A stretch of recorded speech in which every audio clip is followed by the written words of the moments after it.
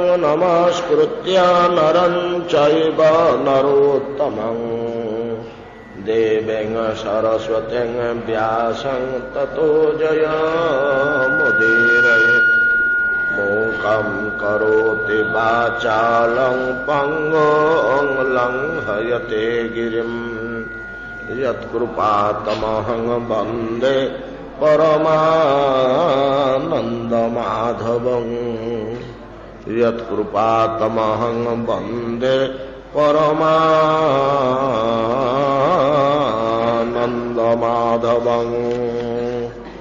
यत्कृपातमहं वन्दे परमानन्दमाधवं।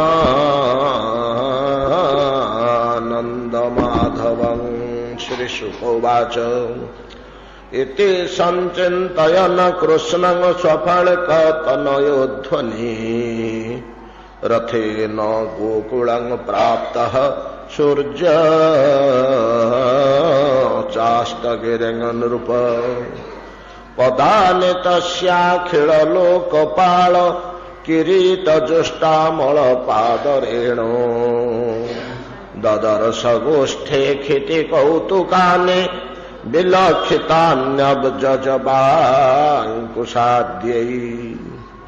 तद्दर्शनाह्लाद विवृद्ध सम्भ्रमः प्रेम्णोर्ध्वरूमाश्रुकलाकुलेक्षण। रथादवस्कन्द्य सते स्वचेष्टत प्रभोरमुन्यङ्घ्रिरजांस्यहो इति। देहभृतं यानरथो हित्वा दम्भं भियं शुचम् संदेशात जो हरेर्लिंगम दर्शन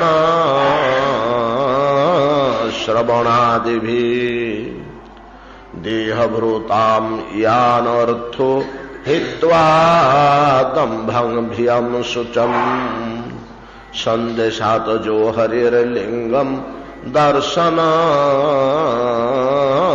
श्रवणादिभिः।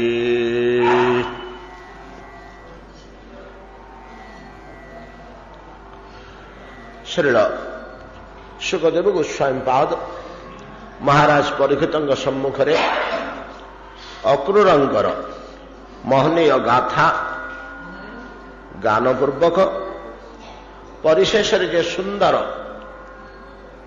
मंतव्य तो नुहे विश्वर प्रत्येकटी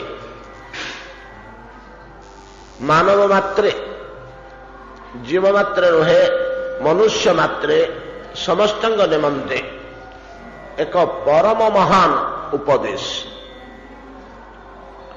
स्वमंतव्य छल जीव जगत को एक सुंदर उपदेश प्रदान करुचंती।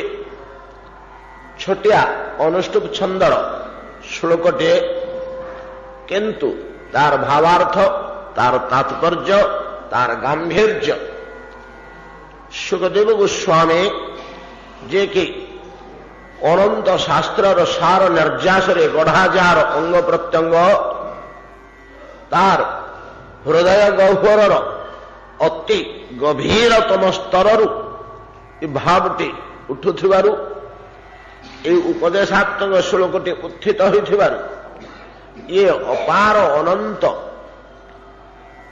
रहस्य स्वहृदय धरी रखिछि। श्लोकटी 4-5 दिन धरी आम या आलोचना कले। प्रत्येकटी आलोचना बड़ ग्रहणीय जीव निमंते एवं बड़ कल्याणकर जीव निमंते या अनुभव है। ए मंतव्य पदटे कौन कहले देहभृतान यान अर्थो हित्वा दम्भं भियम शुचम संदेशात जो हरेर्लिंगम दर्शनं श्रवणादिभिः। ए पर्यंत आम बाहरे बाहरे आलोचना करथिले केवल 3टी शब्द उपरे दंभ भिय शुच गर्व भय और शोक बा दुख। श्लोकर अन्यान्य शब्द कौन कह जाने आज आम से श्लोकर अन्यान्य शब्दर तात्पर्य को आस्वादन करवा। तो सुखदेव गोस्वामी कहते देहभृतान यान अर्थो देहभृतान बहुवचनटा देहधारी मानंग पाई देहधारी जे देहभृत देह द्वारा जे भरित होइछि पूरित होइछि देह पूरण कार्य जार सरिछि देहभृत कहले कृमि कीटठू आरंभ करी पतंगठू देवता पर्यंत समस्त देह अच्छे ये समस्ते सीथरे पलैबे ये समस्ते सीथरे पलैबे अवश्य एटा समस्त कल्याण कर किंतु समस्ते समर्थ नुहंती कार्य करने सुखदेव गोस्वामी जहाँ कहते मनुष्य व्यतिरेक अन्य केही एही कार्य पाई समर्थ नुहंती कीट पतंग पशुपक्षी खग मृग वृक्षलता एमाने मध्य देहभृत हेले मध्य देहधारी हेले मध्य ए कार्य निमंते सेमाने समर्थ नुहंती से योग्यता प्रकृति बा माया तांको ए पर्यंत देइनी केवल देइछि मनुष्य मान यद्य देवता मानंको मध्य आमे देहभृत बोली कहिबा तेबे देवता गण तैजसदि शरीर ग्रहण करिथिबारु देह शब्द आमर केवल पांच महाभूत को बुझाउथुबारु देवता मानकर देह पांच भौतिक नुहे सूक्ष्म भौतिक भूत अच्छे महाभूत अच्छे जे स्थूल महाभूत नहीं सूक्ष्म महाभूत पितृलोकंग शरीर जल निर्मित स्वच्छ देवता मानकर शरीर तेज निर्मित आलोक तैयारी महलोकवासी मानकर देह वायु तैयारी तपलोकवासी देह आकाश तैयारी जनलोकवासी देह मन नामक कौन पदार्थ तैयारी ब्रह्मलोकवासी देह ज्ञान बा बुद्धि नामक बोध नामक बोध शक्ति बुद्धि शक्ति आम जहाँ बुद्धि कहू बा ज्ञान रे से देह तैयारी अतएव देहभृत मैंने समस्ते हेले मध्य प्रायशः देहभृत स्थूल पंच महाभूत को अर्थ करती विद्वान गण एवं स्थूल पंच महाभूत जो देह तैयारी होउची से देह पशु पक्षी कीट पतंगर थिले मध्य से देहभृत से माने किंतु अर्ध देहभृत अल्प देहभृत अंश देहभृत अर्थात पूर्ण है देहटा पूर्णांग प्राप्त है पूर्ण देह केवल मनुष्यर मनुष्य शरीरटी एक पूर्णांग कलिबर एति पूर्व कार वाक् शक्ति नहीं कार श्रवण शक्ति नहीं कार स्पर्श करने शक्ति नहीं कार हस्त संचालन शक्ति नहीं कार गमनागमन करने शक्ति नहीं कि एमती सब अभाव रही केवल मानव देहटी ही एक परिपूर्ण देह एवं आउ गोटे कथा जदिबा आम देवता मानक देहभृत कहवा देवता मानकर ईश्वर उपासना अधिकार नाई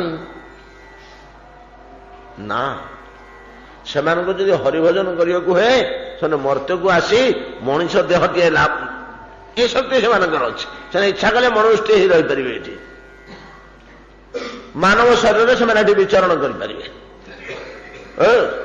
तो दुर्लभ मानव शरीर देवता मान शरीर अपेक्षा अधिक उपयोगी हरिभजन दृष्टि से स्व शरीर हरिभजन करें स्व शरीर से हरिभजन करें से देहटा से अनुकूल नुह सब सुविधा सुजोग जगह दबनी से देहटा अतएव देहभृत शब्द केवल मनुष्य मानक ही निर्देश कर कहते सुखदेव गोस्वामी हे मनुष्य गण तुम मानक पे यान अर्थ एटा ही अर्थ यान अर्थ अर्थ अनर्थ अर्थ कहले आम कौन टंका पैसा को गोटे प्रकार रूढ़ी अर्थ रे व्यवहार कर पड़ी आस व्यावहारिक दोष टंका पैसा को अर्थ विभाग अर्थागम अर्थ व्यय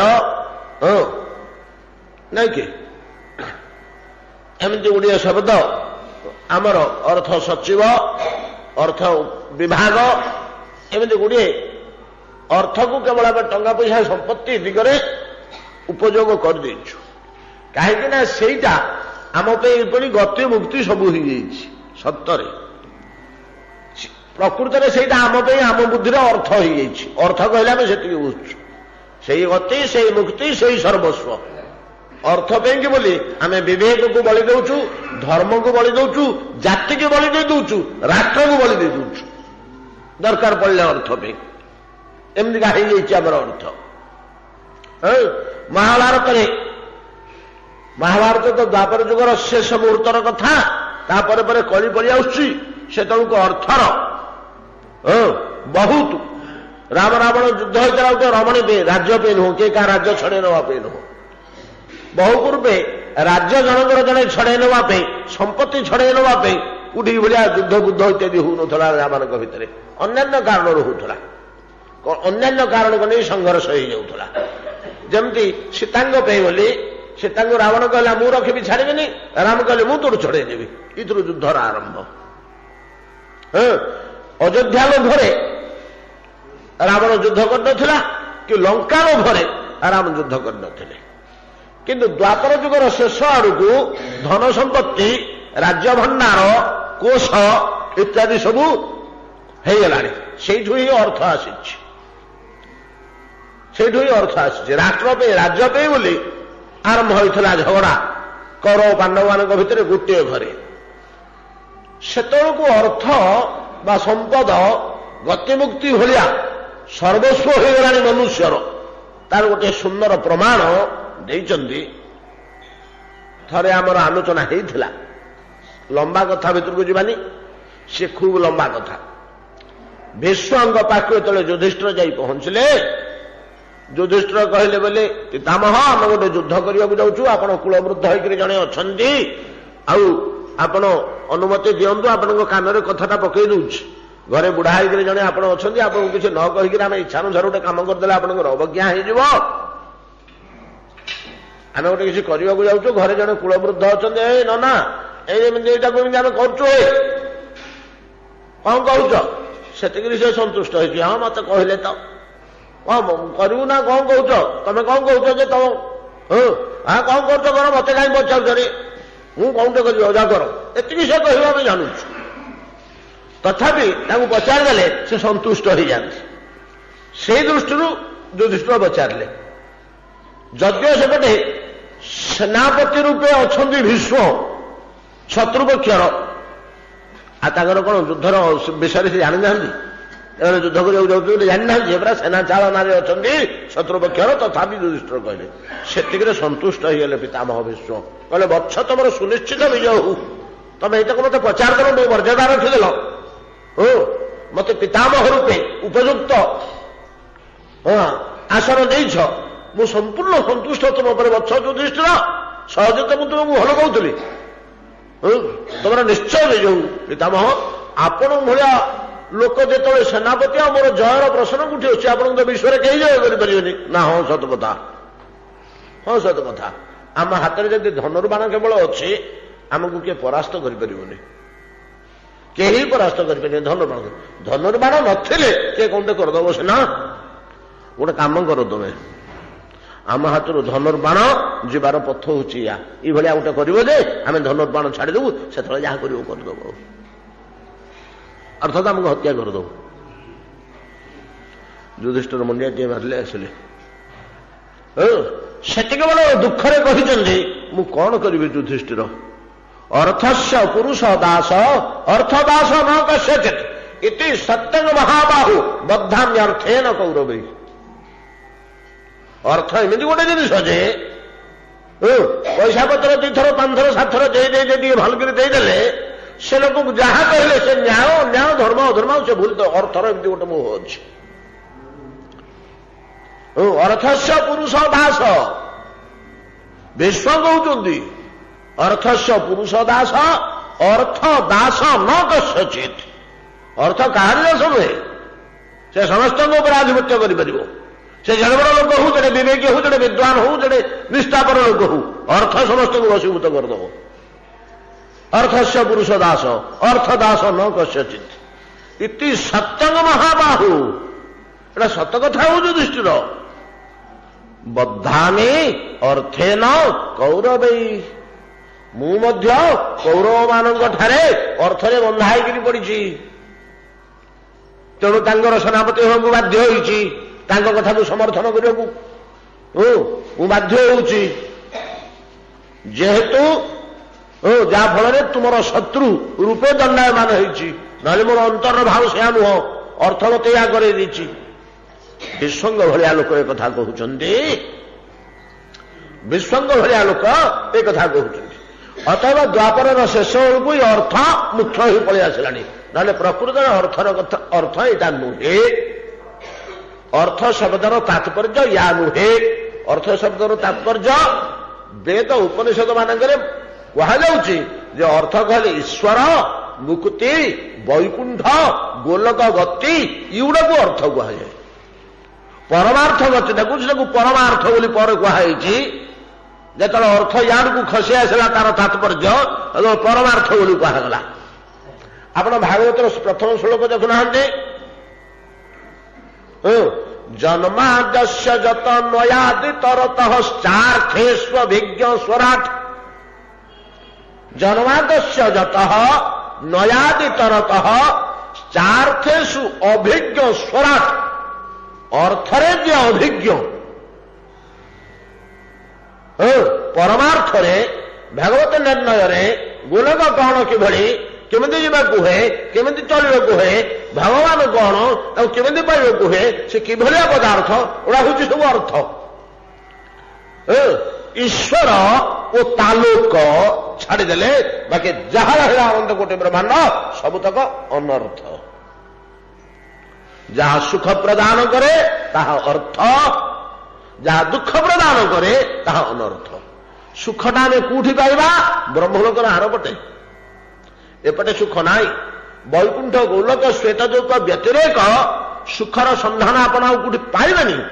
ଏଗୁଡ଼ାକ ପରା ସବୁ ଦୁଃଖରେ ତିଆରି ହେଇଛି। ସବୁଗୁଡ଼ା ଖାଲି ଦୁଃଖରେ ତିଆରି। ହାଣ୍ଡିଟିଏ ଖାଲି ମାଟିରେ ତିଆରି, ସେଥିରେ ଆଉ କିଛି ମିଶିନି, ନାଇଁ କି? ସୁଖାୟ କର୍ମାଣି କରୋତି ଲୋକ ନତଇ ସୁଖମ୍ବାନ ଦୁବାର ମମ୍ବା ବିନ୍ଦେତ ଭୂୟ ତତଏବ ଦୁଃଖମ। କେତେ ଗୁଡ଼ିଏ ଶ୍ଲୋକ ଅଛି, ଗଣ୍ଠି ମଝି ମଝି ଶ୍ଲୋକ, ଏଗୁଡ଼ାକ ବାରମ୍ବାର ଆପଣମାନଙ୍କୁ କୁହାଯାଉଛି। କାହିଁକି? ଇଏ କେତୁଟା ଶ୍ଲୋକ, ଇଏ 200, 300, 500 ଖଣ୍ଡେ ଶ୍ଲୋକ ଯଦି ଆମେ ବିଶ୍ଳେଷଣ, ଏଗୁଡ଼ା ସାର ଜିନିଷ ଗୁଡ଼ାକ। ଗୋଟେ ଜିନିଷକୁ ଛାଣି ଛାଣି ଛାଣି ଛାଣି ଶେଷକୁ ଯାହା ତାର ସାରତକ ବାହାରିଲା, ସେତକ ହଉଛି ଶ୍ଲୋକ ଗୁଡ଼ିକ। ମୈତ୍ରେୟ ମୁନିଙ୍କୁ ବିଦ୍ରୋହ ପଚାରୁଛନ୍ତି, ଇଏ କି କଥା ଆଜ୍ଞା, ସମସ୍ତେ ସୁଖ ପାଇଁକି କାର୍ଯ୍ୟ କରୁଛନ୍ତି, ଦୁଃଖ ଗୁଡ଼େ କାହିଁ ଭୋଗୁଛନ୍ତି? କିଏ ତ ଦୁଃଖ ପାଇଁକି ଚେଷ୍ଟା କରୁନି। ଚେଷ୍ଟା ଯତ୍ନ ତ ସୁଖ ପାଇବାକୁ, ଭୋଗିଲା ବେଳକୁ ଦୁଃଖ କୋଉଠୁ ଆସୁଛି? ମୈତ୍ରେୟ ମୁନି ତାର ଉତ୍ତରରେ କହିଛନ୍ତି, ଇଏ ଜଗତରେ ସୁଖ ବୋଲି କିଛି ନାହିଁ, ସବୁତକ ଦୁଃଖ। କେତେ ଗୁଡ଼େ ଦୁଃଖ ସାମୟିକ ସୁଖ ଭଳିଆ ଦୁଷେ, ତାର ଆଭାସ। ତାହା କିଦୃଶ ନା ଯେପରି ଭୟଙ୍କର ଶୁଖିଲା ମାଟିଟା ଜଳର ଭ୍ରମ ସୃଷ୍ଟି କରେ। ସବୁ ମାଟିରେ ମରିଚିକା ହେବନି। ମରିଚିକା ବା ମୃଗତୃଷ୍ଣା ବୋଲି ବୁଝୁଛନ୍ତି ତ? ପାହାଡ଼ ତଳିଆ ଟାଙ୍ଗରା ଭୂମି, ଯୋଉଠି ଘାସ ବାସ ନଥିବ, ଶୁଖିକିରି ଠାଇ ଠାଇ ହେଇକିରି ଥିବ, ପଥର ଭଳିଆ ଟାଣ ହେଇକିରି ଯୋଉ ମାଟି ଥିବ, ତା ଉପରେ ଖରା ପଡ଼ିଲେ ଗୋଟେ ଝଲ ଝଲ ଝଲ ଝଲ ଝଲ ଝଲ ହେଇକିରି ଗୋଟେ ତେଜର ସୂର୍ଯ୍ୟ କିରଣର ଗୋଟେ ପ୍ରତି ଆଭାସ ସେଠି ସୃଷ୍ଟି ହୁଏ। ଦୂରକୁ ଦେଖାଯାଏ କି ସୁନ୍ଦର ପୋଖରୀଟିଏ। ପାଣି ଲହରୀ ଖେଳି ଯାଉଛି, ହଲଚଲ ହଉଛି, ସେଟା ଏମିତି ହଲି ହଲିକିରି ଉପରକୁ ଉଠିଲା ଭଳିଆ ଦେଖାଯାଏ ମରିଚିକା ମୃଗ ତୃଷ୍ଣା। ଏ ଟାଉନ ଭିତରେ ଆମେ କୋଉଠି ଦେଖିବା? ଆମେ ତ କେତେବେଳେ ଗଲୁନି ଏ ସିଟି ଛାଡ଼ିକିରି ବାହାରକୁ, ତାକୁ ମରିଚିକା କହନ୍ତି, ମୃଗ ତୃଷ୍ଣା କହନ୍ତି। ହେଟା କାଦୁଆ ଜାଗାରେ ଦୁଷିବନି, ଘାସୁଆ ଜାଗାରେ ଦୁଷିବନି, ସନ୍ତସନ୍ତିଆ ଜାଗାରେ ଦୁଷିବନି। ଶୁଖିଲା ଟାଙ୍ଗରା ଜାଗାରେ, ଯୋଉଟା ସମ୍ପୂର୍ଣ୍ଣ ପାହାଡ଼ ତଳି ଅଞ୍ଚଳ, ତ ଆଉ କଣ, ପାହାଡ଼ର ପାଦ ଦେଶ, ଢାଲୁ ଅଞ୍ଚଳ, ଯୋଉଠି ଘାସ ବାସ କିଛି ନାହିଁ, ଜଳର ସନ୍ଧାନ ନାହିଁ, 30 ଫୁଟ ଖୋଳିଲେ ମଧ୍ୟ ତାକୁ 50 ଫୁଟ ଖୋଳିଲେ ମଧ୍ୟ ଆମେ ଜଳର ଗନ୍ଧ ପାଇବାନି, ଓଦା ମାଟି ପାଇବାନି, ଜଳ ଦୂରେ ଥାଉ। ସେଭଳିଆ ସ୍ଥାନ ମାନଙ୍କରେ ମରିଚିକା ଉଠେ। ଭୂମି ତାତି ଯାଇ ତେଜଟା ସେଠି ଗୋଟିଏ ବିଚିତ୍ର ପ୍ରକାର ସୃଷ୍ଟି ହୁଏ। ହେଲେ ଯୋଉଟା ସବୁଠୁ ଭୟଙ୍କର ଶୁଷ୍କ ସ୍ଥାନ, ସେ ଯେମିତି ମରିଚିକା ସୃଷ୍ଟି କରେ, ଭ୍ରମ ସୃଷ୍ଟି କରେ, ମୃଗତୃଷ୍ଣା ସୃଷ୍ଟି କରେ, ତୃଷାର୍ତ ପଥିକ ଭୟଙ୍କର ବ୍ୟାକୁଳିତ ଚିତ୍ତରେ ଦୌଡ଼ିକିରି ଯାଏ, ହେଇ ପୋଖରୀ ଅଛି ବୋଲି, ଏଟା ଠିକ ପୋଖରୀଟିଏ ଭଳିଆ ଦୁଷେ। ଆପଣମାନଙ୍କ ଭିତରୁ ହয়তো କିଏ କିଏ ଦେଖିଥିବେ, ମରିଚିକା ଦେଖିଥିବେ, କିନ୍ତୁ ସେ ଯେତେବେଳେ ଘଞ୍ଚ ହୋଇଯିବ ଗୋଟେ ସୁନ୍ଦର ବିସ୍ତୃତ ହ୍ରଦ ଭଳିଆ ଦୁଷିବ। ନିର୍ମଳ ଜଳରେ ଝଲ ଝଲ ଝଲ ଝଲ କରୁଥିବା ପାଣି ହଲୁଥିବା ଗୋଟେ ହ୍ରଦ ଭଳିଆ ଦେଖାଯିବ। ପଥିକ ଯାଏ। ଆମର କଥାରେ ଅଛି ପରା, ଏ ଯୋଉ ଶଶାଙ୍କ ମୃଗ, ସେ ସେମିତିକା ହେଇକରି ମୃଗ ପ୍ରାଣ ତ୍ୟାଗ କରିବାରୁ ପଥିକ ଏ ଜଳ ନିମନ୍ତେ ସେ ଆଡକୁ ଦୌଡ଼ି ତୃଷାର୍ତ ଅବସ୍ଥାରେ ସେ ମରିଚିକା ଭିତରେ ପଡ଼ି ପ୍ରାଣ ତ୍ୟାଗ କରିବାକୁ ବାଧ୍ୟ ହୁଏ। ଯେପରି ପଥିକ ଭୟଙ୍କର ଶୁଷ୍କ ସ୍ଥାନରେ ମୃଗତୃଷ୍ଣା କୁ ଜଳଭ୍ରମରେ ଅନୁଧାବ ନ କରି ପରିଶେଷରେ ପ୍ରାଣତ୍ୟାଗ କରେ, ଏ ମନୁଷ୍ୟମାନେ ଦୁଃଖମୟ ସଂସାରକୁ ସୁଖରୂପ ବୋଲି ଭ୍ରମରେ ଚିନ୍ତା କରି ତା ପଛରେ ଦୌଡ଼ି ଶେଷରେ ପ୍ରାଣତ୍ୟାଗ କରନ୍ତି। ଶେଷରେ ପ୍ରାଣତ୍ୟାଗ କରନ୍ତି। ଏ ଅବସ୍ଥା ହୁଏ। ଇଏ ହେଉଛି ସଂସାର, କେବଳ ଦୁଃଖରେ ଭରା। ତା ଭିତରୁ କେତେଟା ବଡ ବଡ ଦୁଃଖ, ବଡ ବଡ ଦୁଃଖ ଗୁଡାକ ସୁଖର ଭ୍ରମ ସୃଷ୍ଟି କରେ। ଆମେ ଭାବୁଛୁ ଏଇଟା ସୁଖ, ଏଇଟା ପାଇଲେ ମୁଁ ସୁଖୀ ହେଇଯିବି। ନହେଲେ ଏଗୁଡାକର ପ୍ରକୃତରେ ଅର୍ଥ ନୁହେଁ, ଏ ସବୁ ଗୁଡାକ ଅନର୍ଥ ବୋଲି ଆମ ଶାସ୍ତ୍ର କହୁଛନ୍ତି। ହେଲେ ଅର୍ଥ କଣ ନା, ଅର୍ଥେଷୁ ଅଭିଜ୍ଞ ସ୍ୱରାଟ, ପ୍ରକୃତ ସୁଖ ଈଶ୍ୱର ଓ ଈଶ୍ୱରଙ୍କ ବସତି ବୈକୁଣ୍ଠ ଗୋଲକାଦି, ସେଇଠି କେବଳ ସୁଖ ଅଛି, ଏଠି ସୁଖ ନାହିଁ। ଯେମିତି ଗୋଟେ ମଣିଷ, ତାର ଛାଇ, ମଣିଷର ଆକୃତି ଦୁଶୁଛି, ଏଟା ମଣିଷ। ମା କୋଳରେ ବସିଲେ ମା ଜାକିକରି ଧରିବେ, ସ୍ତନ୍ୟପାନ କରେଇବେ।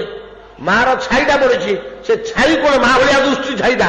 ସେ ଛାଇ କୋଳରେ ବସିଲେ ସେ ଛାଇଟା ଆମକୁ ସ୍ତନ୍ୟପାନ କରେଇବ ନା ଦୁଗ୍ଧ ମିଳିବ ଶିଶୁକୁ? ମାତ୍ର ଭ୍ରମ, ସେମିତି ସୁଖ ଭ୍ରମ କୁଆଡେ ଆମର ଏଠି ବୋଲି ମୁନି ଋଷିମାନେ କହୁଛନ୍ତି। ଆମେ ତ ସେଗୁଡା କିଛି ବୁଝୁନୁ। ଆମେ କହୁଛନ୍ତି ଏଇଟା ବଡ ସୁଖ ଆଜ୍ଞା।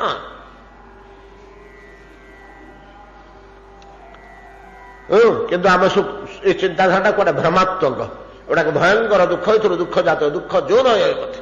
ଯାହା ହଉ, ଏତାଥ ଯୋଉ ଅର୍ଥ ବାସ୍ତବ ସୁଖ, ସୁଖଦେବ ଗୋସ୍ୱାମୀ କହୁଛନ୍ତି ଦେହଧାରୀ ମନୁଷ୍ୟମାନଙ୍କ ନିମନ୍ତେ ଦେହଭୂତାନ ୟାନ ଅର୍ଥ, ଏଇଟା ହିଁ ପ୍ରକୃତ ଅର୍ଥ। ଏତକକୁ ଛାଡ଼ିଦେଲେ ଆଉ ସବୁ ଅନର୍ଥ। ଏଇଟା ହିଁ ପ୍ରକୃତ ଅର୍ଥ ବା ଅର୍ଥ ପ୍ରଦାୟକ। କୋଉଟାକୁ କୁହାଯାଏ ଅର୍ଥ ବୋଲି କହୁଛନ୍ତି? ଦେହଭୂତାନ ୟାନ ଅର୍ଥ, এইটা ହିଁ ମନୁଷ୍ୟ ପାଇଁ ପରମାର୍ଥ ବା ପରମ ପୁରୁଷାର୍ଥ ବା ପରମ ପ୍ରକୃଷ୍ଟ କର୍ମ, ପରମ ସୁଖଦାୟକ କର୍ମ, ପରମ ପୌରୁଷ, ପରମ ସୌଭାଗ୍ୟ। କୋଉଟା ନା ହେତ୍ୱା ଦମ୍ଭଂ ଧିୟମ ଶୁଚମ ସନ୍ଦେଶାତ ଯୋ ହରେର ଲିଙ୍ଗମ ଦର୍ଶନଂ ଶ୍ରବଣାଦିଭି। କଣ କହିଲେ? ଅକ୍ରୂରସ୍ୟ ସନ୍ଦେଶାତ ହରେର ଲିଙ୍ଗ ଦର୍ଶନ ପର୍ଯ୍ୟନ୍ତମ ଯହ, ତାହା ହିଁ ମନୁଷ୍ୟ ନିମନ୍ତେ ପୁରୁଷାର୍ଥ ବା ଅର୍ଥ ବା ବାସ୍ତବ ସୌଭାଗ୍ୟ। କଣଟା ନା ଅକ୍ରୂର ଯେଉଁ ପ୍ରକାରରେ ଦମ୍ଭ, ଭୟ, ଶୋକ ପରିତ୍ୟାଗ ପୂର୍ବକ ସନ୍ଦେଶାତ ହରେର ଲିଙ୍ଗମ ଦର୍ଶନ ପର୍ଯ୍ୟନ୍ତ, ଲିଙ୍ଗ ଚିହ୍ନ। ଲିଙ୍ଗ ଶବ୍ଦର ଅର୍ଥ କଣ କି? लिंग शब्दर प्रकृत अर्थ होचे वास्तव अर्थ कहीं से गोटे तो अर्थ आउ अप्रकृत अर्थ आउ तार किसी ना। लिंग शब्दर अर्थ होचे चिन्ह। लिंग शब्दर अर्थ होची चिन्ह। हरेर लिंगम इति कौन हरेर लिंगम भगवान श्रीहरिंकर पाद चिन्ह। भगवान श्रीहरिंकर पाद चिन्ह दर्शन ठी अक्रूर मूर्छित हो पड़े परा ये बंध सुखदेव स्वयं कहते रथ उपर लंफ दे रथ से पूर्व श्लोकटी कौन कि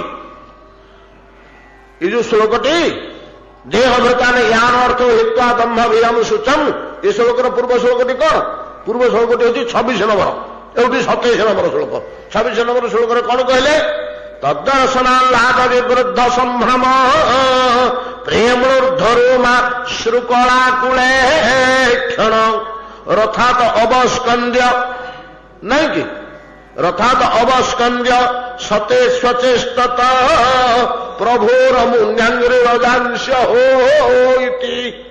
ओहो भगवान को पाद ये बोली कि रथ उपर डेई पड़े अहो अमुनि एगुड़िक प्रभो हो प्रभुंकर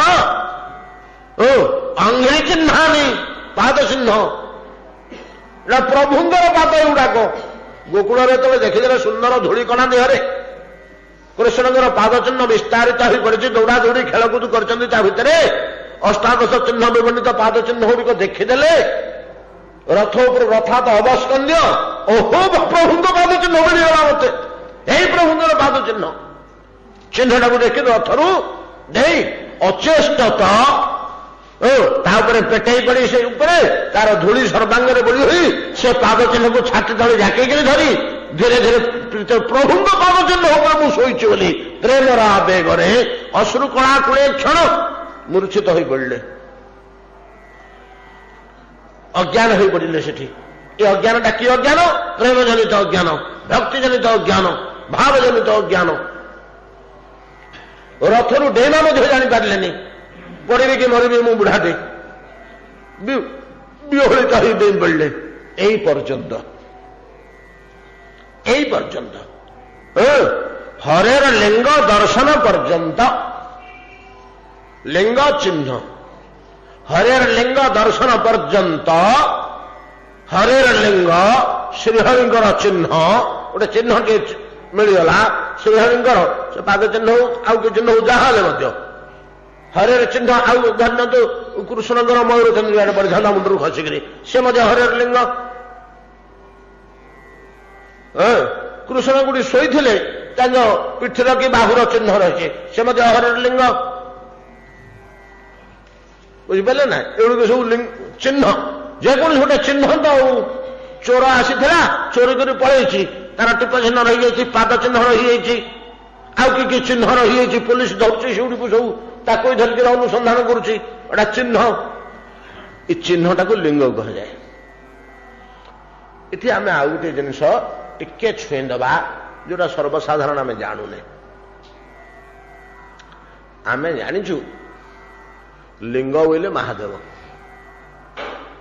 नहीं महादेव को आम लिंग कहू ना देचु लिंगराज बड़ लिंग लिंगराज से कहीं ना लिंगराज अपना के दर्शन कर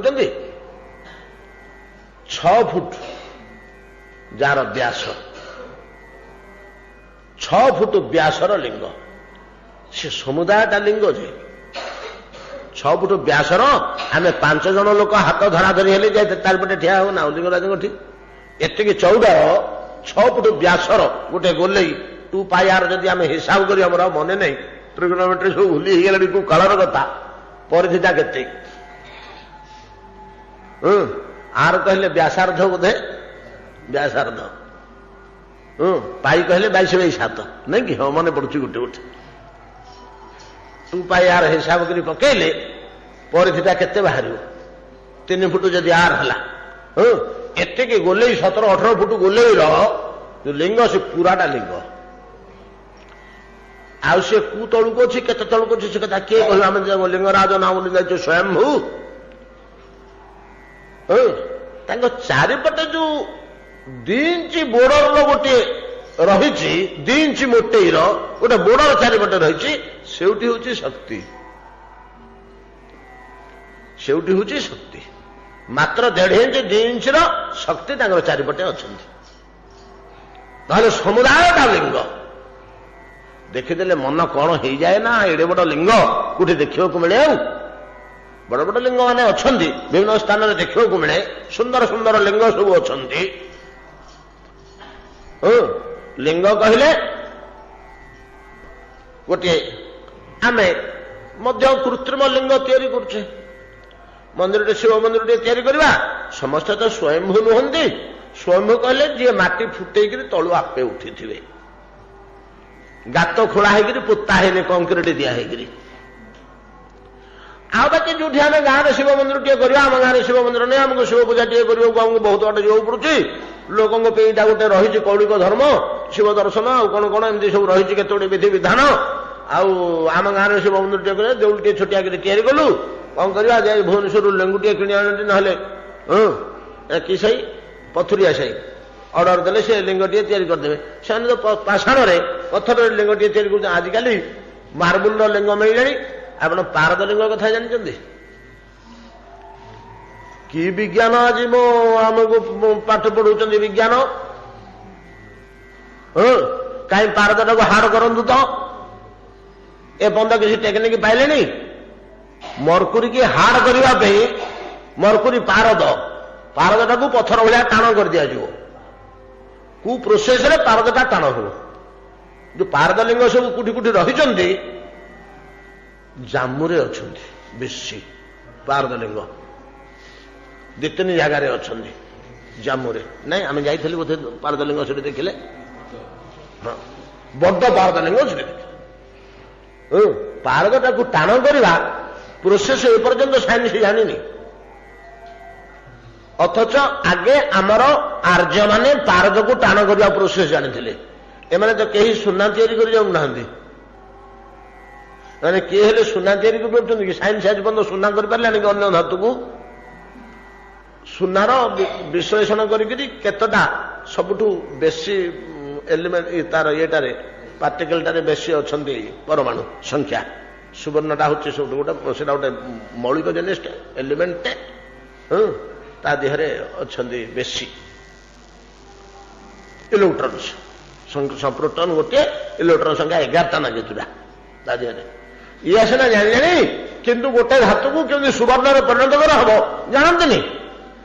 ଆମର ମୁନି ଋଷି ମାନଙ୍କ ଭିତରୁ ଅନେକ ଜାଗାରେ ମିଳୁଛି, ସେମାନେ ଅନ୍ୟ ଧାତୁକୁ ସୁବର୍ଣ୍ଣରେ ପରିଣତ କରିବା ଟେକ୍ନିକ ଜାଣିଥିଲେ। ଗୁଡାକ ତ ସବୁ ଲୋପ କରିଦେଲେ। ଆମେ ଅନ୍ଧବିଶ୍ୱାସ ବୋଲି ଲୋପ କରିଦେଲେ ସବୁ। ଗୁଡାକ ବାଜେ ଜିନିଷ, ଅଫିମିଆ ଗୁଲିଖୋରଙ୍କ କଥା, ଇଏ ସୁନା କରିଦେବେ ଇଏ ସବୁ। ଆମେ ତାଙ୍କୁ ଭୃକ୍ଷେପ କଲୁନି, ତାଙ୍କ କଥାକୁ ମୂଲ୍ୟ ଦେଲୁନି, ପ୍ରଲୋପ ପାଇଗଲା। କହୁଥିଲା କୁକୁର ସହ କେମିତି କେମିତି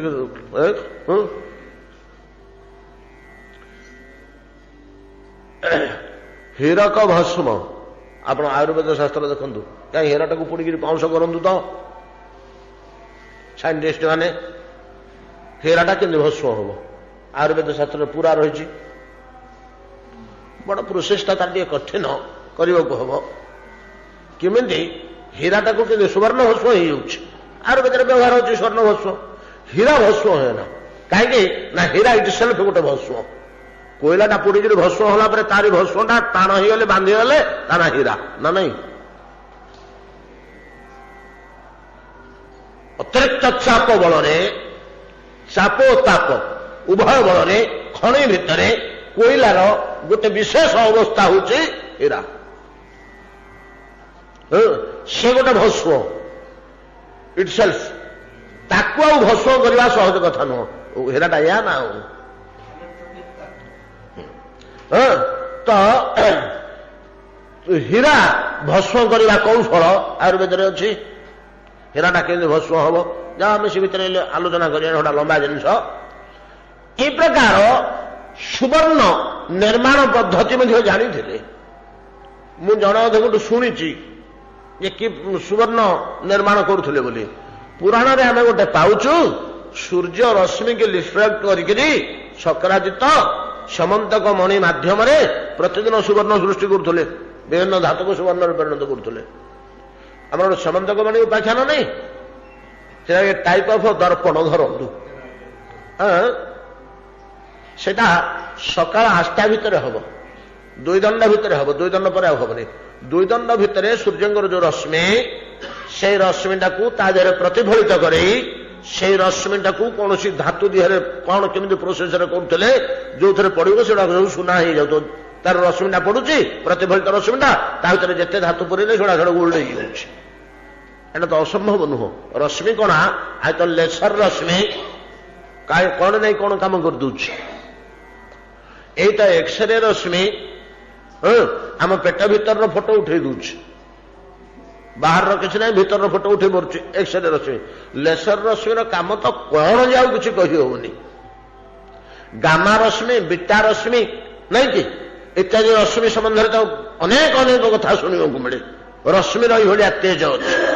ସୂର୍ଯ୍ୟଙ୍କ ଦେହରେ ଏମିତି 12ଟା ରଶ୍ମି ଅଛି, ଆମେ ତ ସବୁ 4ଟା 5ଟା ପାଇଛୁ, ଆଉ 7ଟାର ସନ୍ଧାନ ଏପର୍ଯ୍ୟନ୍ତ ସାଇନ୍ସ ପାଇନି।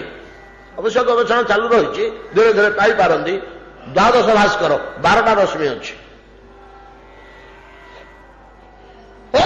ସେଥିରେ ଗୋଟେ ରଶ୍ମି ଅଛି ସୂର୍ଯ୍ୟ ଦେହରେ।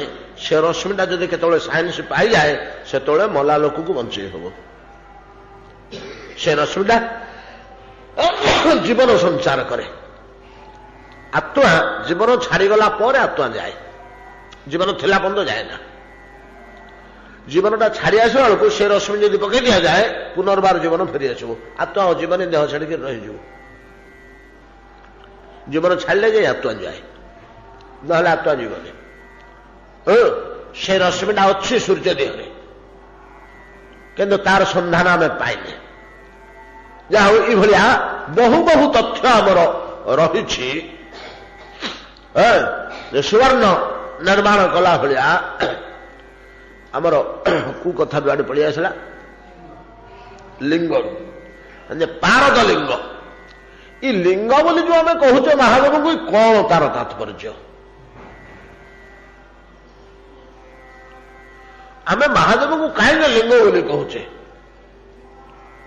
ତାର ଗୋଟେ ଲୋକ କଥା ଅଛି, ସେକୁ ଶିବ ପୁରାଣରେ ଅଛି ବୋଲି କହୁଛନ୍ତି, କିନ୍ତୁ ସେମିତି କିଛି ନାହିଁ ଶିବ ପୁରାଣରେ, କି ଦେଖିବାକୁ ମିଳୁନି। କାରଣ ଲୋକ କଥା ସେଗୁଡାକ ଗ୍ରହଣୀୟ ନୁହେଁ। ସେଗୁଡାକ ସନାତନ ଧର୍ମ ପୁରାଣରେ ସାଧାରଣ କଥା ରହିବ, ଏ କଥା ଗୁଡା ରହିବ। ସେ କୋଉଠିକାର ଜିନିଷ କି ଚରମ ଦର୍ଶନ। କାହିଁକି ତାହେଲେ ଶିବଙ୍କୁ ଲିଙ୍ଗ ରୂପେ ଆମର ନାମକରଣ କରାହେଇଛି? କିଛି ନାହିଁ, ତାର ଅର୍ଥ ଏଇ ଚିହ୍ନ। କି ଚିହ୍ନ? ଚିହ୍ନ କଣ? ନାଦ ବିନ୍ଦୁ ତତ୍ତ୍ୱ, ନାଦ ବିନ୍ଦୁ ତତ୍ତ୍ୱ, ଆଉ କିଛି ନୁହଁ। ତ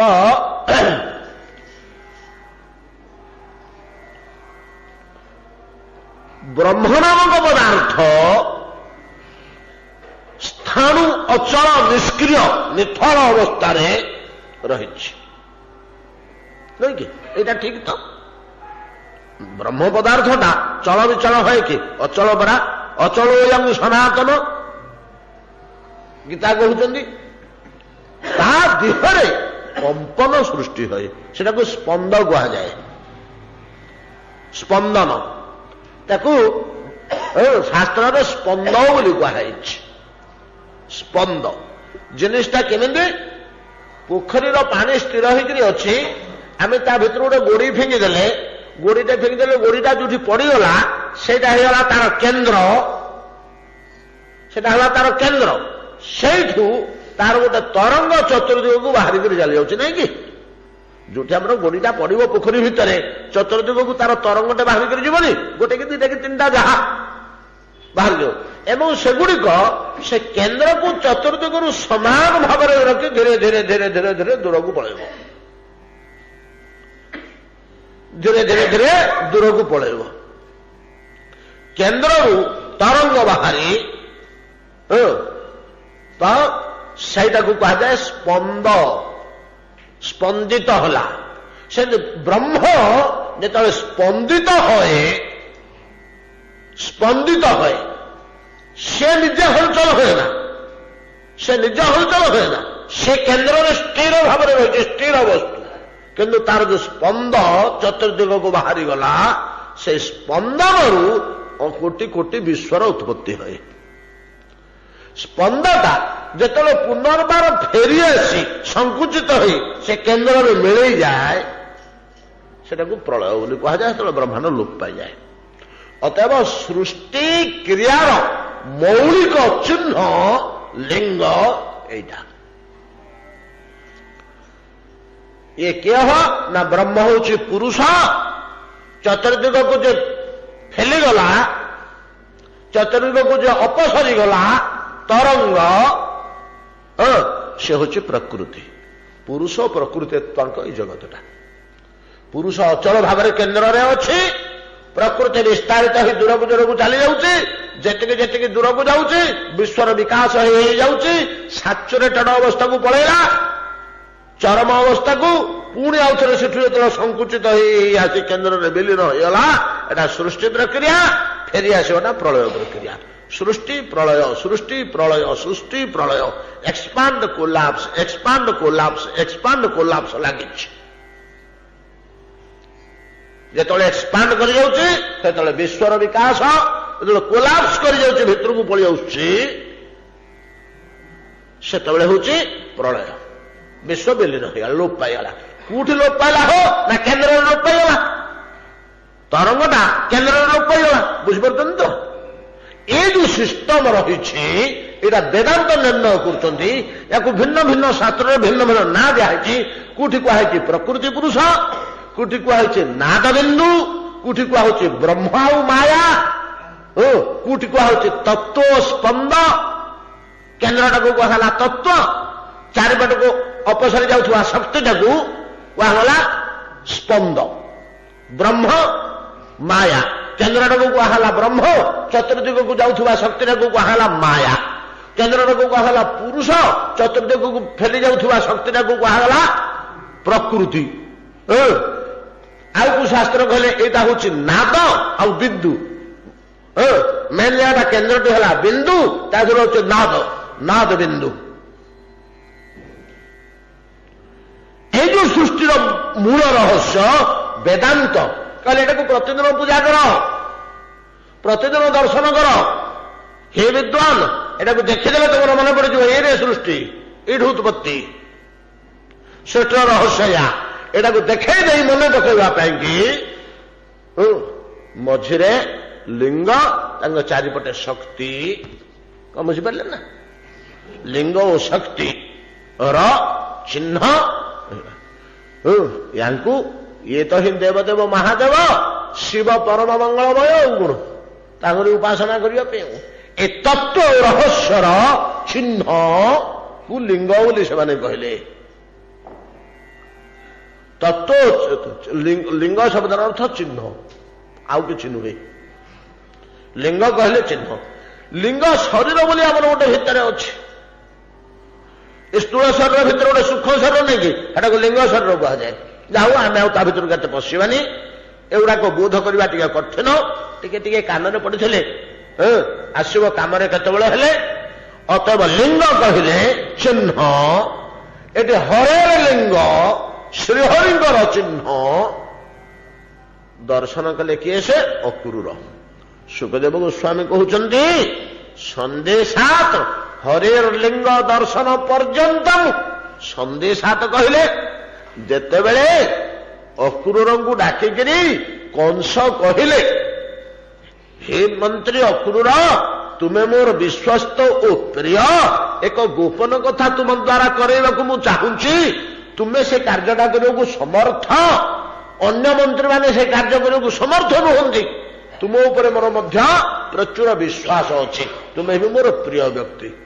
ମହାରାଜ କଣ କହିବେ କହନ୍ତୁ ନା, ଶୁଣ, ତୁମେ ଯେମିତି ହେଲେ ଗୋକୁଳକୁ ଯାଇକିରି ରାମକୃଷ୍ଣଙ୍କ ନନ୍ଦର ପିଲା ଦିଟାକୁ ନେଇ ଆସ। ନା ଆଜ୍ଞା କଣ କରିବା ଆଣିକିରି?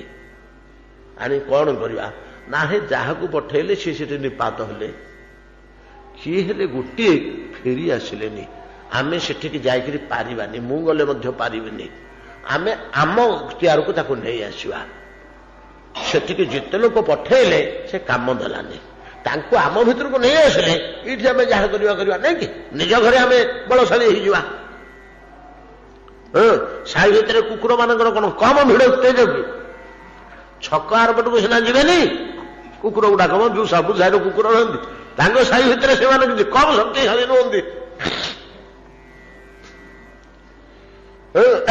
ସେମିତିକା ନିଜ ଘରକୁ ନେଇ ଆସିବାକୁ ଚାହିଁଲେ, ଆଣିଲେ କଣ କରିବା? ଏଠି ନା ଏଠି ତେଣିକି ଆମର ଶକ୍ତି ପ୍ରୟୋଗ କରିବା। ଆମର ଚାଣୁର ମୁଷ୍ଟିକ ଅଛନ୍ତି, ମତ୍ତ ହସ୍ତି ଅଛି, ଅନ୍ୟାନ୍ୟ ଯୋଦ୍ଧାମାନେ ଅଛନ୍ତି, କିଛି ନହେଲେ ତ ତମେ ମୁଁ ଅଛେ, ଆମେ ତ ସାମାନ୍ୟ ବୀର। ଏସବୁ ଆତଙ୍କ ବଳିଲେ ସେତେବେଳେ ମନେ ପଡ଼ିଗଲା, ଆରେ ଏ ଜଗତରେ ଗଛରୁ ପତ୍ରଟିଏ ଖସିଲେ ସେଟା ଈଶ୍ୱରର ଇଚ୍ଛା। ଈଶ୍ୱରର ଇଚ୍ଛା ମଥୁରା ଆସିବାକୁ, ସେଇଥିପାଇଁ ଆ ମୁଣ୍ଡରେ ବୁଦ୍ଧି ପୁରେଇଛନ୍ତି। ତୁ ମତେ କେମିତି ହେଲେ ନେ, ମୁଁ କାହିଁକି ଚାଲି ଚାଲି ଯିବି? ତୁ ତ ରଥ ପଠେଇକିରି ମତେ ପୂଜା ଅର୍ଚ୍ଚନା କରିକିରି ନବୁ ସମ୍ମାନ। ଆଉ ଅକ୍ରୂର ୟା ଚିନ୍ତା କଲେ। ଅକ୍ରୂରଙ୍କ ଭିତରର ଭାବନା ସେଇଟା, ଈଶ୍ୱର ଇଚ୍ଛା ବିନା କିଛି ଯେତେବେଳେ ସଂଗଠିତ ନ ହଉଛି, ଯେତକ ଥିଲେ ଆମ ଭିତରେ ଦୁଷ୍ଟ ଦୁର୍ଦାନ୍ତ ସବୁ ତ ଗୋଟି ଗୋଟି କରି ପ୍ରଭୁ ଉଦ୍ଧାର କରିଦେଲେ। ବୃନ୍ଦାବନରେ କୃଷ୍ଣ ହସ୍ତରେ କୃଷ୍ଣ ମୁହଁକୁ ଚାହିଁ ଚାହିଁ ଦେହ ତ୍ୟାଗ କରି ସିଦ୍ଧାସଳଖ ବୈକୁଣ୍ଠକୁ ଗଲେ ନାଇଁ କି? ଏଗୁଡାକ ମହାପାତକ, ଏଗୁଡାକ ପ୍ରଭୁ ତ ଏଗୁଡାକୁ ଉଦ୍ଧାର କରିବାକୁ ଆସିଛନ୍ତି। ଏଗୁଡାକ ତ ଉଦ୍ଧାରର ଆଉ ବାଟ ନାହିଁ, ଯୋଉଗୁଡାକର ଉଦ୍ଧାରର ଆଉ କୌଣସି ପଥ ନାହିଁ, ରୋଧ ହେଇଗଲା। ଶେଷରେ ତାଙ୍କୁ ନିଜେ ଭଗବାନ ଉଦ୍ଧାର କରିଛନ୍ତି। ଆରେ ଜୀବୁଟେ ଇଏ ଅପକର୍ମ କରି କରି ଏତେ ତଳକୁ ପଳେଇଲା ଯେ ୟାର ଉଦ୍ଧାରର ବାଟ ନାହିଁ। ଯଥା ପୂତନା ଅହୋ ବକେ ଯତସ୍ତନ କାଳକୂଟଂ ଜିଘାଂସୟା ପାୟ ଦପ୍ୟସାଧ୍ୱୀ ଲେଘେ ଗତିନ ଧାତୃଚିତମ ତଦୁନ୍ନଂ କମ୍ବା ଦୟାଳୁ ଶରଣଂ ପ୍ରପଦ୍ୟେ। ଭାଗବତର ଶ୍ଲୋକ। କଣ କହୁଛି? କମ୍ବା ଦୟାଳଂ, ଏମିତି ଦୟାବନ୍ତ ପ୍ରଭୁଟା କୋଉଠୁ ମିଳିବ? କାଇଁ କଣ ତାଙ୍କ ପାଖରେ ଦୟାର ଗୁଣ ଦୁଶିଲା ହୋ ତାଙ୍କୁ ଏଡେ ଦୟାମୟ ବୋଲି ତମେ ଭାବୁଛ? ନା ଓହୋ କି ଆଶ୍ଚର୍ଯ୍ୟ କଥା! ଖାଲି ଦୟାମୟ ନୁହଁ, ଏଭଳି ଆଶ୍ଚର୍ଯ୍ୟାତ୍ମକ ଦୟା ସ୍ତମ୍ଭୀଭୂତ କରିଦଉଛି, ବିସ୍ମୟ ସୃଷ୍ଟି କରିଦଉଛି। ଏପରି ଦୟା, କି ଦୟା? କହ କହ କି ଦୟା? ନା ଓହୋ ବକି ଜାତ ଜାତ ବକି, ସେ ଯୋଉ ବକି, ବକି କିଏ ମ? ନା ବକର ଭଉଣୀ, ବକାସୁରର ଭଉଣୀ। ୟା ନା ବକି, ଭାଇ ନା ବକ। ଯେ ବକାସୁର ନଥିଲା, ତାର ଭଉଣୀ ହଉଛି ବକି। ସିଏ ହଉଛି ଗୋଟିଏ ବିଷକନ୍ୟା। ଆଗେ ବିଷକନ୍ୟା ନିର୍ମାଣ କରାହଉଥିଲା। ବିଷକନ୍ୟା ନିର୍ମାଣ ପଦ୍ଧତି ଚାଣକ୍ୟଙ୍କ ଅର୍ଥଶାସ୍ତ୍ରରେ ବଡ଼ ସୁନ୍ଦର ଭାବରେ ରହିଛି। ଏଇ 2-3 ବର୍ଷ ତଳେ ବିଷକନ୍ୟା ତିଆରି କରୁଥିଲେ ରାଜାମାନେ ଶତ୍ରୁ ଦମନ କରିବାକୁ, ଶତ୍ରୁକୁ କୌଶଳରେ ବିନାଶ କରିବା ପାଇଁ। କେମିତି? ସୁନ୍ଦର ଝିଅଟିଏ ଯିଏ ହେଇଥିବ, ଦେଖିବାକୁ ଅପୂର୍ବ ଲାବଣ୍ୟମୟୀ ହେଇଥିବ, ତାକୁ 8 ଦିନ 10 ଦିନ 15 ଦିନ ଭିତରେ ହେଇଥିବ, ବେଶୀ ବୟସର ପ୍ରାୟ 15 ଦିନ ଭିତରେ, ତାପରେ ଆଉ ହବନି। ତାକୁ ଯୋଉ କ୍ଷୀର ପିଆ ହବ ସେଥିରେ ଟିକିଏ ନାକୁ ଅଫିମ ମିଶେଇ ଦିଆଯିବ, ଟିକିଏ ନାକୁ। ଏମିତି ହେଇ ହେଇ ଯେତେବେଳେ ମେଞ୍ଚା ମେଞ୍ଚା ଅଫିମ ତା ଦେହରେ ଚଳିଯିବ, ତାପରେ ଦିଆଯିବ ମହୁରା। ମହୁରା ଟିକେ ଘୋରିକିରି ତାକୁ କ୍ଷୀରରେ ପିଆ ହବ। ମହୁରାଟା ଯେତେବେଳେ ଏତିକି ଏତିକି ତା ଦେହରେ ଚଳିଯିବ, ତାପରେ ଦିଆହବ ଜହର। କିନ୍ତୁ 3ଟା ସ୍ତରରେ ବିଷକନ୍ୟା ତିଆରି ହବ। 10 ବର୍ଷ 8 ବର୍ଷ ବେଳକୁ ଜହର ପ୍ରତିଦିନ ସେ ଅଧ ତୋଳେ କି ତୋଳେ ଜହର ଖାଦ୍ୟରେ ଖାଉଛି। ତାପରେ ତାକୁ ନୃତ୍ୟ, ଗୀତ, ନାନା କୌଶଳ, ନାନା ରସଶାସ୍ତ୍ର ସବୁ ଶିକ୍ଷା ଦିଆଯିବ। ସହଜେ ତ ପରମା ସୁନ୍ଦରୀ ଉର୍ବଶୀ ଭଳିଆ ଏ ସମସ୍ତ ଗୁଣରେ ଭରପୁର ହୋଇ ଅପୂର୍ବ ବେଶ ଛଟାରେ ସଜେଇ ସେ ହେଲା ବିଷକନ୍ୟା। ତାକୁ ଯିଏ ଛୁଇଁଲା ସେ ମଲା। ପରିଚର୍ଯ୍ୟା ନିମନ୍ତେ ଜଣେ ରାଜାଙ୍କୁ ସ୍ୱାଗତ କରାହେଇଛି। ତାକୁ ମାରିଦେବା ଇଚ୍ଛା, ଏଟା କୂଟନୀତି। ତ ମାରିଦେବା ଇଚ୍ଛା, ତେଣୁ ସବୁ ବ୍ୟବସ୍ଥା କରାଗଲା, ସେ କନ୍ୟାଟିକୁ ପଠେଇ ଦିଆଗଲା। ସେ ନେଇକି ତାକୁ ପାଣି ପିଇବାକୁ ଦେଲା କି ମିଠେଇ ଖାଇବାକୁ ଦେଲା କି ଯାହା କିଛି ଛୁଇଁଲେ ତ ମଲା ଆଉ କଣ। ତାକୁ ବିଷକନ୍ୟା କୁହାଯାଏ। ବିଷକନ୍ୟା ବିଭିନ୍ନ ପ୍ରକାରର ଅଛନ୍ତି। ଇଏ ଯୋଉ ବିଷକନ୍ୟା ତିଆରି ହେଇଛି, କଂସ ତିଆରି କରିଛି ବକର ଭଉଣୀ କି, ୟା ନାଁ ଦିଆହେଇଛି ପୁତନା। ପୁତନା ଗୋଟେ ଟାଇପର ବିଷକନ୍ୟା। ପୁତନା ତା ନାଁ ନୁହଁ, ତା ନାଁ ହଉଛି ବକି। ପୁତନା ହଉଛି ତାର ସେଇ ଜାତୀୟ ବିଷକନ୍ୟା। ସେ ପୁତନା କାହାକୁ କୁହାଯାଏ? ପୁତନା ପୁତ୍ର ଘାତିନୀ। କେବଳ ସ୍ତନ୍ୟପାନ କରେଇ ଶିଶୁମାନଙ୍କୁ ବଦ୍ଧ କରିବାରେ କାହିଁକି ଏଟା ତିଆରି କରି ରାଜାମାନଙ୍କୁ ଦରକାର ହଉଥିଲା? ପୁତନା ରାଜାମାନଙ୍କୁ ଦରକାର ହଉଥିଲା। ଗୋଟେ ରାଜାର ବଂଶ ଲୋପ କରିଦେବାକୁ ଅଛି, ତା ରାଜ୍ୟଟା ଆସିବ ଆମ ହାତକୁ, କୌଶଳ କ୍ରମେ ତା ସନ୍ତାନଟାକୁ ନଷ୍ଟ କରିଦେବାକୁ ହବ ଇତ୍ୟାଦି। ଆମେ ସେ ଭିତରେ ଆଉ ବେଶୀ ଆଲୋଚନା କରିବାନି, ବହୁତ କଥା ରହିଛି। ଆପଣ ଚାଣକ୍ୟଙ୍କ ଅର୍ଥନୀତି ପଢିଲେ ଜାଣିବେ ପୁତନାଟା କୁ କାର୍ଯ୍ୟରେ ବ୍ୟବହାର ଯୋଗ୍ୟ। ପୁତନା ପୁତ୍ର ଘାତିନୀ, ସନ୍ତାନ ବିନାଶ କରିବା ନିମନ୍ତେ ଉଦ୍ଦିଷ୍ଟ ବିଷକନ୍ୟାଟାକୁ ପୁତନା କୁହାଯାଏ। ତାକୁ ପଠେଇଥିଲା କଂସ ବକିକି, ଯା ଛୋଟିଆ ଶିଶୁଟେ ଜନ୍ମ ହେଇছে ନନ୍ଦର, ତାକୁ ବିନାଶ କରିଦିଆ। ନନ୍ଦର ବୋଲି ପଠେଇଲେ। ସେ ପଠେଇଛି ଗୋପରେ ଯେତେ ଶିଶୁ ଜାତ ହେଇଛନ୍ତି 4 ଦିନ 6 ଦିନ ଭିତରେ ସମସ୍ତଙ୍କୁ ଶେଷ କରିଦେବୁ। ଏ ଭିତରେ କଥା ଅଛି ଯେ କୋଉଦିନ ପଠେଇଲା, କାହିଁକି ପଠେଇଲା, ଯାହା ଆମେ ଆଉ ସେ ଭିତରକୁ ଯିବାନି, ଆମର ସମୟ ବିଳମ୍ବିତ ହେଇଗଲାଣି। ଯାହା ହଉ ସେ ଗଲା, ଯାଇକି ତା କାର୍ଯ୍ୟ ସେ ଗଲା, କିନ୍ତୁ ପ୍ରତିଫଳରେ କଣ ପାଇଲା? ଯାଇକିରି ପହଞ୍ଚିଗଲା, ସୁନ୍ଦର ବେଶ ଧରିକିରି, ବଡ ସୁନ୍ଦର ତାର ଗତିର ବର୍ଣ୍ଣନା କରାହେଇଛି।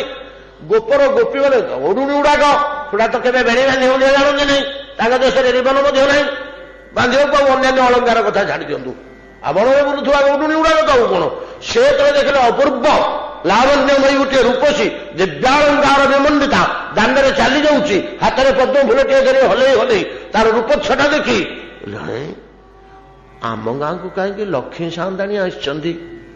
ସେମାନେ ବିଚାର କରୁଛନ୍ତି, ଆମ ଗାଁକୁ ଲକ୍ଷ୍ମୀ ସାନ୍ତାଣୀ ଆସୁଛନ୍ତି। ସେମାନେ ଲକ୍ଷ୍ମୀ ବିଷୟରେ ଜାଣନ୍ତି, ସାଧାରଣ ସ୍ତ୍ରୀ ଲୋକମାନେ ଲକ୍ଷ୍ମୀ ପୂଜା କରନ୍ତି, ସେତିକି ଜ୍ଞାନ ତାଙ୍କର ଅଛି। ହେଲେ ବୈକୁଣ୍ଠର ଲକ୍ଷ୍ମୀ ଇଏ ବୋଧେ ଆସୁଛନ୍ତି। ହଉ ଆସନ୍ତୁ, କୁଆଡେ ଯାଉଥିବେ, ସମସ୍ତେ ଦ୍ୱାର ପିଟେଇକିରି ଚାହୁଁଛନ୍ତି। କାହାକୁ? ପୁତନାକୁ। ପୁତନା ଦିବ୍ୟ ବେଶରେ ପଳଉଛି। ଯାଉ ଖୋଜିଲା ପୁତନା ବାରିଦବ, କାହା ଘରେ ଶିଶୁ ଜନ୍ମ ହୋଇଛି ତା ଗନ୍ଧ ବାରି ପାରିବ। ତାର ସେ କୌଶଳ, ସେ ବିଦ୍ୟା ସେ ଜାଣେ। ସନ୍ତାନ ସନ୍ତତି ଜନ୍ମ ହେଲେ ଘରୁ ଗୋଟେ ଗନ୍ଧ ବାହାରିବନି କି? ଆମେ ତ ଜାଣିଦେବୁ ପୁତନା କଣ।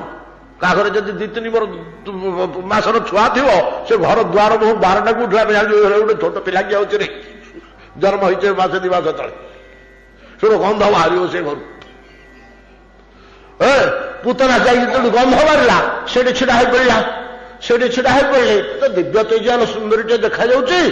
ତ ଯଶୋଦା ଡାକିଦେଲେ ତାକୁ, କଣ ଲୋ ମା? ନା ମା, ଏମିତି ମୋର ସନ୍ତାନଟି ନଷ୍ଟ ହେଇଯାଇଛି ଯେ ମୋ ସ୍ତନରେ ବହୁତ ଦୁଗ୍ଧ, ମୁଁ ବଡ କଷ୍ଟ ପାଉଛି। ଗୋଟେ ଶିଶୁକାର ଜନ୍ମ ହେଇଥିଲେ ମୁଁ ପାନ କରନ୍ତି।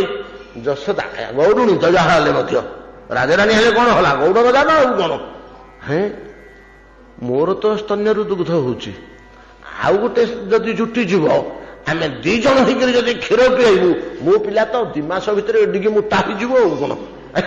ସନ୍ତାନକୁ କୁହାଇବା ଲୋଭରେ ଆଜ୍ଞା ତାକୁ ତ ଗୋଡ ହାତରେ ଡାକି ନେଲେ, ତୁ ଆ କଣ ଭାଗବତରେ ଆପଣ ଦେଖିବେ କମ କଥା କହିଛନ୍ତି। ମୁଁ ଯୋଉ ଶାଢୀ ପିନ୍ଧିବି ତତେ ସେଇ ଶାଢୀ ଦେବି, ମୁଁ ଯୋଉ ଅଳଙ୍କାର ପିନ୍ଧିବି ତତେ ସେଇ ଅଳଙ୍କାର ଦେବି, ମୁଁ ଯାହା ଖାଇବି ତତେ ତାହା ଖୁଆଇବି, ମୋ ମର୍ଯ୍ୟାଦା ତୁ ଏଠି ପାଇବୁ, ତୁ ଖାଲି ମୋ ପିଲାକୁ କ୍ଷୀର ପିଆ। ବସେଇଦେଲେ, ଦେଖିଦେଲା ସେଜରେ ଶୋଇଛନ୍ତି। ଯେମିତି ପୁତନା ପଳେଇଲା, ଭଗବାନ ଆଖି ବୁଝି ଦେଇଛନ୍ତି। ଗୋଟେ ଆଣିକିରି କୋଳରେ ଧରିଲା। କୋଳରେ ଯେତେବେଳେ ଧରିକି ଜାକି ପକେଇଲା, କୋଟି କୋଟି ଶିଶୁ ମାରିଛି, କି ସୁନ୍ଦର ମୁହଁଟି ମୋ ପିଲାର, ଦେଖିଲେ ବଡ ଲୋଭ ହେଇଯାଉଛି। ଏତିକି ତାର ଭାବ ପଳେଇ ଆସିଲା। ଏତିକି ଭାବ ପଳେଇଲା, ହୃଦୟରେ ଜାକି ପକେଇଲା। କିନ୍ତୁ ମୋର ତ କର୍ମ ମତେ କରିବାକୁ ହବ, ସ୍ତନ୍ୟପାନ କରେଇଲା। ସ୍ତନ୍ୟପାନ କଲା, ଆଉ ଇଏ ତ ମଧ୍ୟ ଭୋକିଲା ହେଇକରି ଥିଲେ ଭଗବାନ। ଯେମିତି ସ୍ତନ୍ୟ ଧରିକି ଦୁଗ୍ଧ ଟାଣିଲେ, ଦୁଗ୍ଧ ପାନ କରୁ କରୁ ଦୁଗ୍ଧ ସାଥିରେ ତାର ପଞ୍ଚ ପ୍ରାଣକୁ ଟାଣିଲେ ଆଖି ବୁଝିକିରି, ସ୍ତନ୍ୟ ଦେହରୁ ଦି ହାତରେ ସେ ପିଲାର ମୁହଁକୁ ଧରିକିରି ଠେଲିଲା। କିଏ ସେ? ପୁତନା। ଏଟା ବର୍ଣ୍ଣନା ହେଇଛି। ଠେଲିଲା, ଛାଡ ଛାଡ ଛାଡ ଛାଡ ଛାଡ, ପ୍ରାଣ ଛାଡି ଯାଉଛି ସେ ଦେହରୁ। ଏଠି ବଡ ସୁନ୍ଦର ବର୍ଣ୍ଣନା ଅଛି, ଆମର ବେଳ ନାହିଁ କହିବାକୁ। ଛାଡ ଛାଡ ପେଲିଲା, ସେତିକିବେଳେ ତା କାନରେ ଗୋଟେ ବାଣୀ ବାଜୁଛି, ମୁଁ ଯାହାକୁ ଧରେ ଆଉ ଛାଡେ ନା, ସେ ସବୁଦିନ ପାଇଁ ମୋର ହେଇଯାଏ। ମୁଁ ଯାହାକୁ ଧରେ ଆଉ ତାକୁ ଛାଡେ ନା, ସେ ମୋର ହେଇଗଲା। ଏତିକି ତା କାନରେ ଧ୍ୱନିତ ହେଇଛି। ତାପରେ ପ୍ରାଣ ତ୍ୟାଗ କରି ସେ ପଡ଼ିଲା। ସେଦିନ ନନ୍ଦ ନଥାନ୍ତି, ମଥୁରା ବଳିଛନ୍ତି। କୃଷ୍ଣଙ୍କୁ 2.5 ଦିନ ହେଇଛି। ଯାହା ହଉ ଏ ପ୍ରକାର ଭାବରେ ଯେତେବେଳେ ଘଟଣା ଘଟିଲା, ତା ପରବର୍ତ୍ତୀ ଘଟଣା ଭାଗବତ କଣ କହୁଛନ୍ତି? ଅହୋପତି ଯତ ସ୍ତନ କାଳକୂଟମ୍ ଜିଘାଂସୟା ପାୟଦପ୍ୟ ଅସ୍ୱାଧି ଅସାଧ୍ୱିତେ ଦୁଷ୍ଟ ନାରୀଟେ, ଅସାଧ୍ୱୀ ଦୁଷ୍ଟ ନାରୀଟେ କଣ କରିଥିଲା? ହୋ ନା ସ୍ତନରେ କାଳକୂଟ ଉଡେ ଦେଇ ଭକ୍ଷଣ କରୁଥିଲା ଭଗବାନଙ୍କୁ। କାହିଁକି ନା ଜିଘାଂସୟା, ପ୍ରାଣରେ ମାରିଦବ ବୋଲି, ପ୍ରାଣରେ ମାରିଦବ ବୋଲି ଛଳନା କରି ତ ସ୍ତନରେ କାଳକୂଟ ବୋଳି ଅହୋ ବକି ଯତ ସ୍ତନ କାଳକୂଟମ୍ ଜିଘାଂସୟା, ଉଦ୍ଦେଶ୍ୟ କଣ? ନା ପ୍ରାଣରେ ମାରିଦେବି। ଆଚ୍ଛା, ଗତି କଣ ପାଇଲା? ନା ଲିଭ୍ ହେଇ ଗତି। ପ୍ରାଣ ଯେତେବେଳେ ଛାଡିଲା କଣ ହେଲା? ନା ଗୋଲକରେ ଯୋଉ ଆସନଟି ପଡିଛି ଯଶୋଦାଙ୍କ ପାଇଁ, ଭଗବାନଙ୍କ ମା, ତା ଆସନଟା ଅଲଗା, ନନ୍ଦ ଯଶୋଦାଙ୍କ ଆସନ ଅଲଗା। ଯେତେ ଲୋକ ଗୋଲକରେ ଥିଲେ କଣ ହେଲା? ଭଗବାନଙ୍କର ପିତା ଭଗବାନ ଗଲେ ପ୍ରଣାମ କରିବେ ତାଙ୍କୁ, ତା ଆସନଟା। ସେଇ ଆସନଠୁ ଆଉ ଅଧିକାରମଣୀୟ ଆସନଟିଏ, ସେ ଆସନ ଆଗରେ ପଡ଼ିଲା। ସେ ଆସନର ଆଗରେ ଆଉ ଗୋଟିଏ ଆସନ ପଡ଼ିଲା। ସେ ଆସନରେ ଯାଇକରି ପୁତନା ବସିଛି ଗୋଲକରେ। ପୁତନା ଲ, ମା ପଛେ ଯିବ, ପଛରେ ବସିବ, ସେ ଥାଉ ଏଠି ଉପରେ, ତୁ ଯାଇକରି ଆଗରେ ଅଗ୍ରାସନରେ ବସିଥା। ମୁଁ ତତେ ଆଗେ ମାତୃମର୍ଯ୍ୟାଦା ପ୍ରଦାନ କରିବି, ପଛେ ତାକୁ। କାହିଁକି ନା ସେ ମତେ ବାନ୍ଧିଛି, ବାଧେଇଛି, ମାରିଛି, ଗେଲ କରୁଛି। ତୁ ମତେ ଖାଲି ଗେଲ କରୁଛୁ, ସ୍ତନ୍ୟପାନ କରିଛୁ, କେବେ ମାରିନୁ କି ବାନ୍ଧିନୁ କି ବାଡେଇନୁ। ତମେ ତୋର ପ୍ରଥମ ସ୍ଥାନ। ତୁ ମତେ କୋଳରେ ଧରିଲୁ, ମତେ ଜାକିଲୁ ତୋ ଛାତିରେ, ମତେ ସ୍ତନ୍ୟପାନ କରାଇଲୁ, କେଡ଼େ ସ୍ନେହରେ ମୋ ମୁହଁକୁ ଚାହିଁଲୁ, ମୋ ମୁଣ୍ଡକୁ ଟିକେ ଆଇଁଷ ଦେଇଛୁ ସେତେବେଳେ, ମୋ ଗାଲକୁ ଟିକେ ଟିପି ଦେଇଛୁ ସେତେବେଳେ ସ୍ନେହରେ। ଏଗୁଡାକ ମୁଁ ଭୁଲି ପାରିବି? ମାରିବାକୁ ଆସିଥିବା ଲୋକ ସ୍ତନରେ କାଳକୂଟ ବୋଳି ସେ ଯଦି ଗତି ପ୍ରାପ୍ତ ହେଲା, ଯୋଉ ଠାକୁର ତାକୁ ଏଇ ଗତି ଦଉଛି ଏପରି ବିଚାର କରି, ତାଠୁ ବଡ ଦୟାଳୁ ପୁରୁଷ ଆଉ ଜଗତରେ କିଏ ସମ୍ଭବ କି? ଅହୋ ବକି ଯତ ସ୍ତନ କାଳକୂଟମ୍ ଜିଘାଂସୟା ପାୟଦପ୍ୟ ସାଧ୍ୱୀ ଲେଭେ ଗତିର ଧାତୃଚିତମ୍ ତଦୋନ୍ୟମ୍ କମ୍ବାଦୟମ୍ ଶରଣମ୍ ପ୍ରପଦ୍ୟେ। ସନ୍ଦେଶାତ୍, କଂସ ଅକ୍ରୂର ସନ୍ଦେଶ କଥା ହଉଛନ୍ତି। ହଇ ହେ ଅକ୍ରୂର, ଯିଏ ତ ଗଲା ଏମିତି ଗୋଟିଏ ଗୋଟିଏ ହିସାବରେ ରହିଲା, ତାକୁ ଆମକୁ ଆଣିବା ଦରକାର। ସମୟ ତ ହେଇଗଲାଣି। କଂସ ଅକ୍ରୂର କଥା ହଉଥାନ୍ତୁ ସନ୍ଦେଶଠୁ। ତେଣିକି କଣ ହେଲା? ହରିହର ଲିଙ୍ଗ ଦର୍ଶନ ପର୍ଯ୍ୟନ୍ତମ୍ କଣ ଘଟଣା କାଲି ଆଲୋଚନା କରିବା। ଏତିକିରେ ଆଜି ଭାଗବତ ବିଶ୍ରାମ କରନ୍ତୁ, ସମୟ ବିଳମ୍ବିତ, ଆଜି ଡେରି ହେଇଗଲାଣି। ଭଜନିତାୟ ଗୌରୁ ରାଧେ ଶ୍ୟାମ। ଏ ଶ୍ଲୋକଟା ସରୁ ନାହିଁ ଗୌ। ଜପ ହରେ କୃଷ୍ଣ ହରେ ରାମ, ভজনিতায় গৌর রাধে শ্যাম। জপ হরি কৃষ্ণ হরে রাম, জপ হরে কৃষ্ণ হরে রাম, জপ হরে কৃষ্ণ হরে রাম। श्री गुरु प्रेमानंद निताय गौर हरि बोल, निताय गौर हरि बोल, निताय गौर हरि बोल।